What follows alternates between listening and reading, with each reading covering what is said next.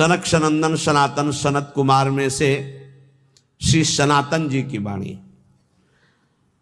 परम मुनि परमहंस श्री सनातन जी हर समय 5 वर्ष की अवस्था में रहते हैं और कोई वस्त्र नहीं धारण करते। दिगंबर, दिग माने दिशाएं, दिशाएं ही जिनकी अंबर है, अर्थात नग्न अवस्था में रहते हैं। ये वर्णन करते हैं कि एकादशी व्रत को हरितोष व्रत कहते हैं।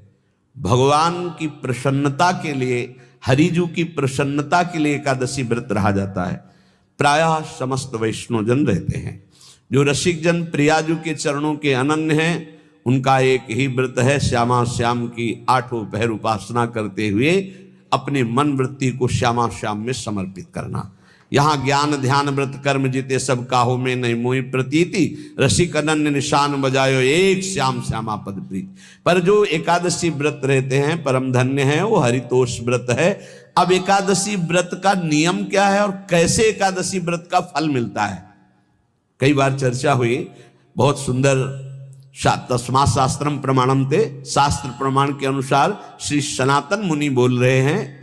अथ ते नियमान वच्मि व्रते ह्रस्मिन् दिनत्रये, कास्यम मानुषम मसूरान्नम चणकांको द्रवास्तथा शाकम मधुपरान्नम च।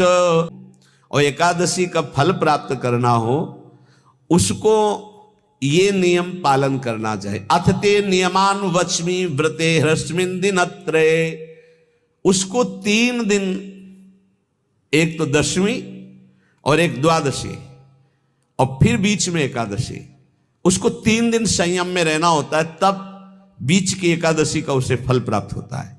जिसे एकादशी व्रत रहना हो उसका नियम है कि दशमी के दिन कांसे के पात्र का त्याग करें।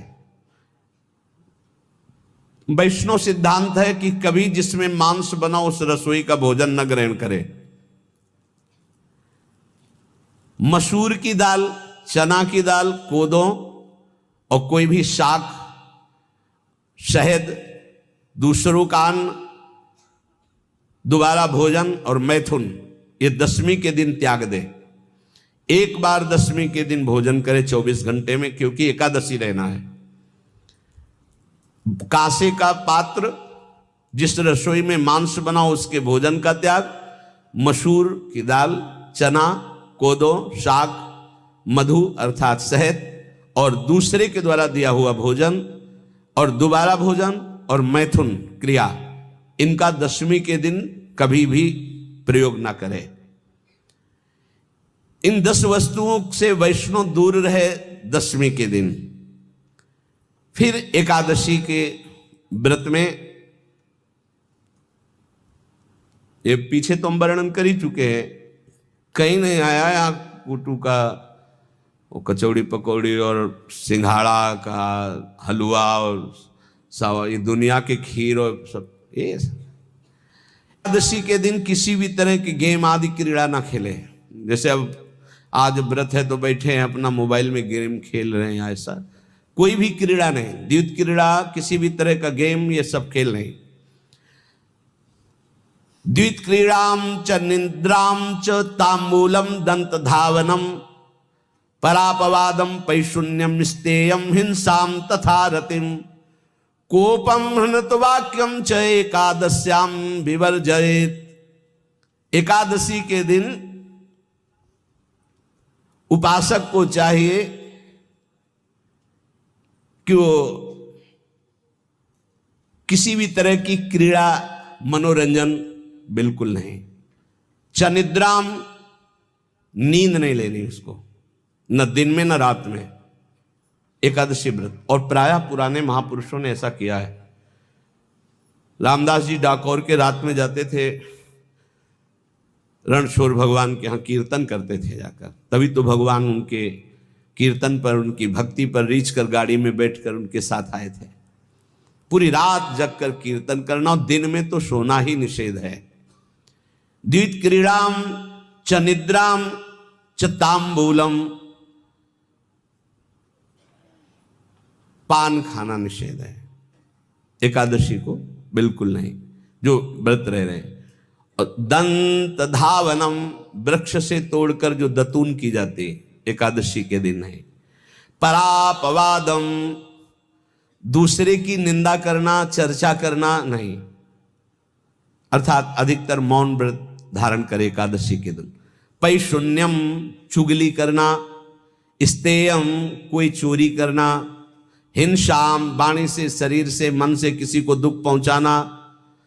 रतिम, अर्थात भोग करना, मैथुन करना।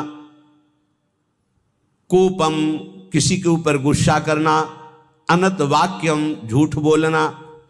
एकादश्याम विवर्जयेत, एकादशी के दिन ये नहीं करना चाहिए। एकादशी को एक बार कुछ फलाहार शुद्ध, अगर आपके पास कोई व्यवस्था नहीं तो थोड़ा दूध है, जल है, ऐसे आप लेकर, या थोड़ा सा फल ले लिया, थोड़ा सा फल लेकर के प्राण पोषण, एक दिन में मर नहीं जाओगे। कितने तो निर्जला एकादशी रहते हैं, हर एकादशी निर्जला। पूज्य श्री मथुरादास जी निर्जला ही रहते थे हर एकादशी। चलो भैया, आपकी सामर्थ्य नहीं तो जल 2-4 बार ले लो, एक बार थोड़ा सा दूध और फल ले लो, चल जाएगा काम, प्राणों का पोषण हो जाएगा। ये आचरण न करे, एक बार कुछ आहार ले ले, वो भी शुद्ध भगवद अर्पित प्रसाद।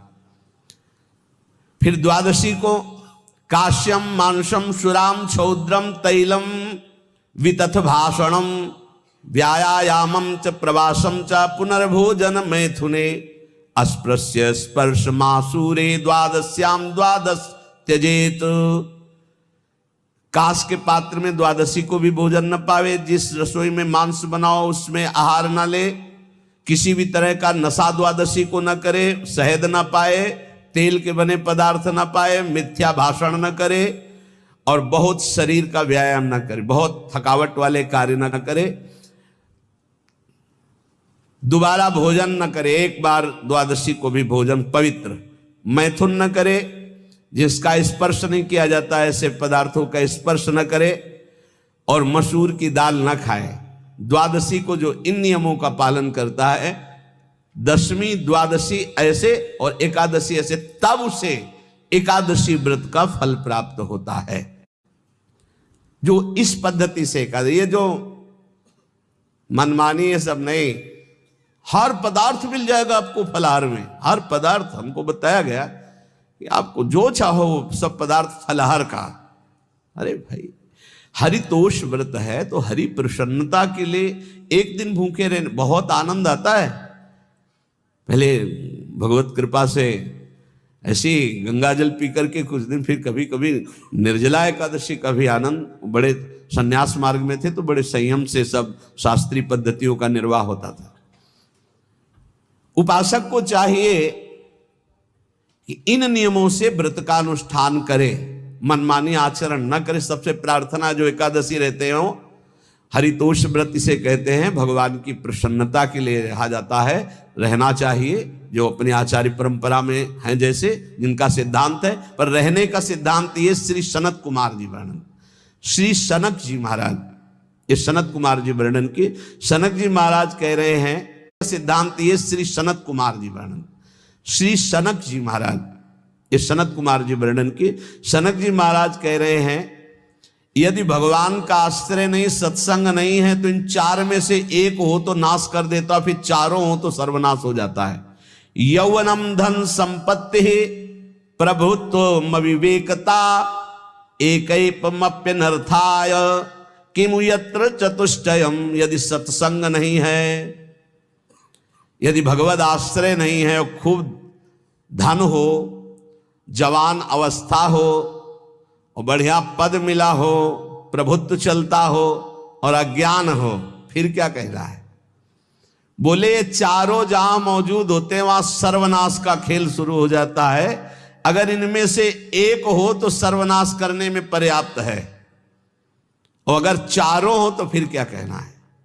यौवनम, जवान हो, धन संपत्ति, खूब रुपया पैसा हो, प्रभुत्व, कोई पद हो, कोई अधिकार हो बड़ा, फिर अविवेकता और अज्ञानी हो, तो बोले एक नाश कर देगा, फिर चारों तो नाश ही कर देंगे। अगर सत्संगी है तो ये चारों महान कार्य कर देंगे।